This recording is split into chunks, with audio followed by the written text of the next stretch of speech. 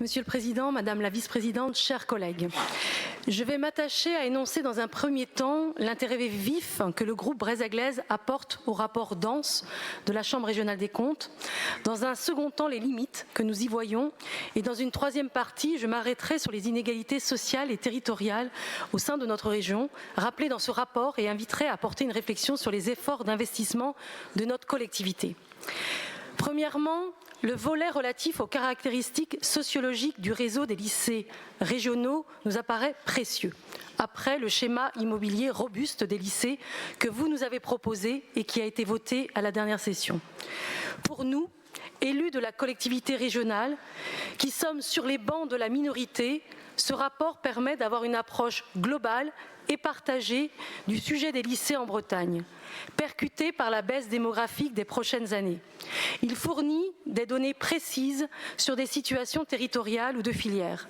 Ces données utiles vont pouvoir être regardées attentivement dans le cadre collectif de la mission d'information lycée qui va s'ouvrir. Le rapport a aussi intéressé notre groupe en ce qu'il offre un regard extérieur et indépendant sur la gestion de la collectivité dans le domaine, que ce soit son organisation des ressources humaines ou ses relations traduites par des conventions avec les réseaux bretons d'éducation. Au-delà des 8 recommandations, le rapport fourmille de points de vigilance. Je mets en exergue 2 de ces points qui apparaissent importants à mon groupe. Le premier, quand bien même les gestionnaires des lycées ne sont pas devenus des fonctionnaires territoriaux de notre collectivité, la région Bretagne doit s'emparer pleinement de la possibilité que lui offre désormais la loi 3DS d'une autorité fonctionnelle du président du conseil régional sur ses agents d'État dans les lycées publics. La Chambre régionale des comptes invite à organiser cette disposition dans les conventions avec les établissements. Seconde recommandation que nous relevons, le rapport pointe l'absence de calendrier et d'objectifs précis sur la feuille de route régionale bien mangée en Bretagne, tout en reconnaissant les efforts et les résultats en la matière de la région. Le groupe Braise-Aglaise attache de l'importance à la communication de bilans précis sur la conquête des objectifs Egalim et de cette feuille de route bien mangée en Bretagne, établissement par établissement, sur le taux d'origine locale des produits biologiques et des produits en général, notamment la provenance de la viande, du poisson, des légumes. Après l'intérêt que notre groupe porte à ce travail de la Chambre régionale des comptes, j'en viens aux limites du rapport à nos yeux. Nous pouvons relever d'une part des erreurs. Vous l'avez fait vous-même dans votre réponse à la CRC à propos de la comparaison, qui semble erronée, donc de la contribution régionale envers un élève dans le public et un élève dans le privé, ou le fait de ne pas considérer les plateaux techniques dans la mesure d'une bonne occupation des locaux ramenés au nombre d'élèves. D'autre part, la Chambre régionale des comptes rend un avis qui, étonnamment, vu sa compétence, prend des libertés avec le droit. En effet, la recommandation numéro 8 concernant les logements de fonction ne devrait pas être adressée au Conseil régional, nous semble-t-il, de Bretagne, mais bien à l'administration de l'éducation nationale. C'est ce que dit le Code de l'éducation. Aussi, la Chambre régionale des comptes pourrait émettre un avis plus juste et mesurer ses critiques si elle voulait bien comparer l'action régionale à ce que fut l'action de l'État en la matière avant le transfert des lycées à la région.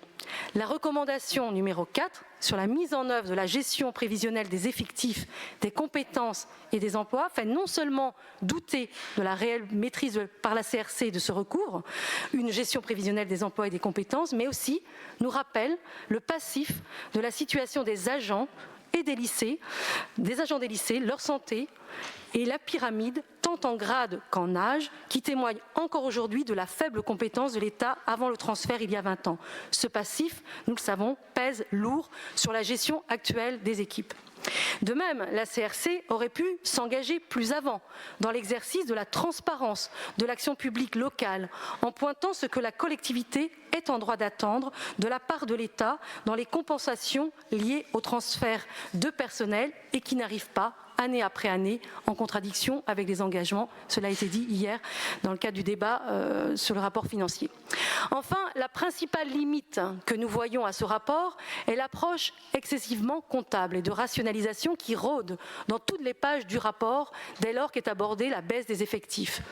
Il y a quelques jours, à la fin du conseil d'administration du lycée de Cosne, j'ai assisté à le revoir pour un départ à la retraite d'un homme qui a passé 45 ans de sa vie au lycée de Cosne.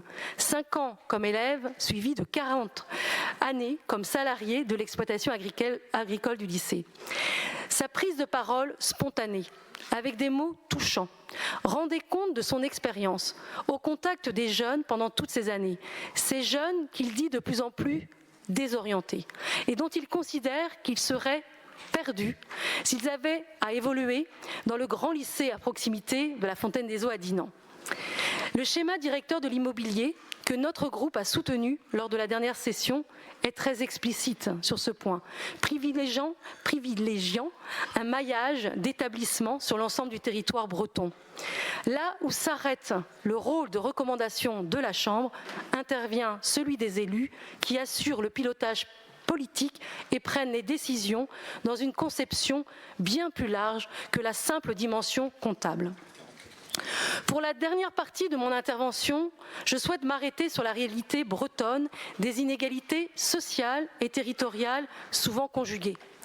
Les graphiques sur les taux d'IPS, les indices de position sociale dans le rapport, c'est-à-dire la mesure d'un contexte autour du jeune favorable à l'apprentissage, sont éloquents et de facto alerte sur les disparités importantes entre établissements et entre territoires. Je ne vais pas rentrer dans le détail, mais je pense que tout le monde a vu ces différences. Il y a les taux d'IPS, mais on peut aussi se référer aux taux de réussite et les écarts entre établissements, aux taux de mention, les écarts très importants entre établissements, 32 points d'écart. En tout cas, pour revenir à l'indice de position sociale, ce qui est à remarquer, c'est que cet IPS est aussi moins favorable pour le réseau des lycées publics par rapport aux lycées privés catholiques et surtout, il est en recul. Page 17 du rapport, la CRC écrit « Le secteur privé concentre plus d'élèves favorisés que le secteur public ».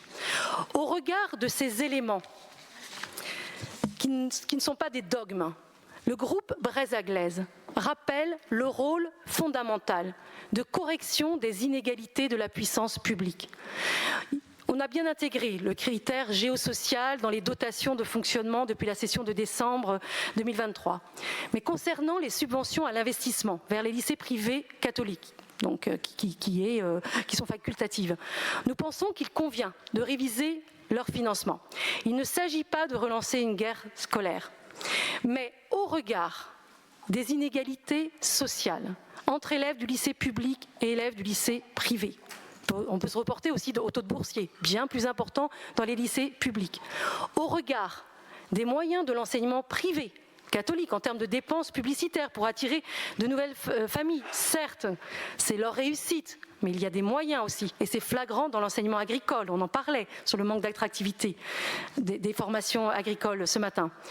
Dans un contexte de restrictions budgétaires pour notre collectivité, nous pensons qu'il est légitime, tout en reconnaissant la place historique et l'apport de l'enseignement privé catholique, de réduire la contribution régionale. Une opération d'investissement ne devrait pas, à notre sens, être aidée au-delà de 20 à 30% par la région.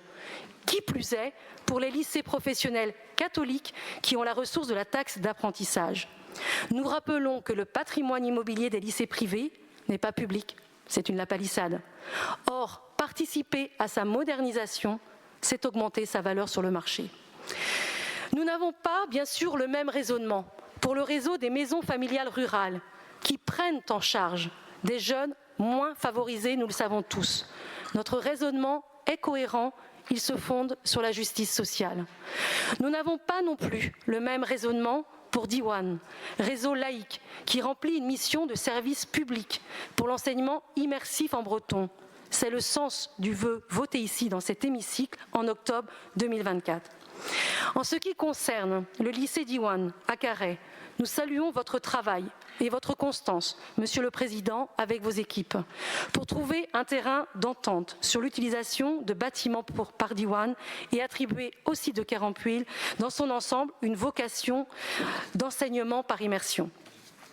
Si nous attachons une extrême importance à la liberté de la presse et à son indépendance dans la façon de traiter les sujets, nous usons ici de notre liberté d'expression pour dire que nous avons peu goûté aux articles de presse qui manipulent, avec un manque de rigueur, les éléments extraits du rapport de la CRC, ou qui convoquent un pseudo-expert agitant les peurs de l'insécurité. Le sujet de la prédation envers les mineurs est trop grave pour le manipuler en dehors des réalités ou jeter en pâture, hors enquête approfondie. Pour conclure, dans cette nouvelle ère des arbitrages et de la priorisation, la région Bretagne devra prêter encore plus d'attention à la jeunesse, abîmée par les grandes crises contemporaines. À minima, il faudra faire mieux avec autant. C'est la clé pour être à la hauteur des enjeux et exercer notre devoir d'avenir envers la jeunesse bretonne. Merci. Merci, Madame.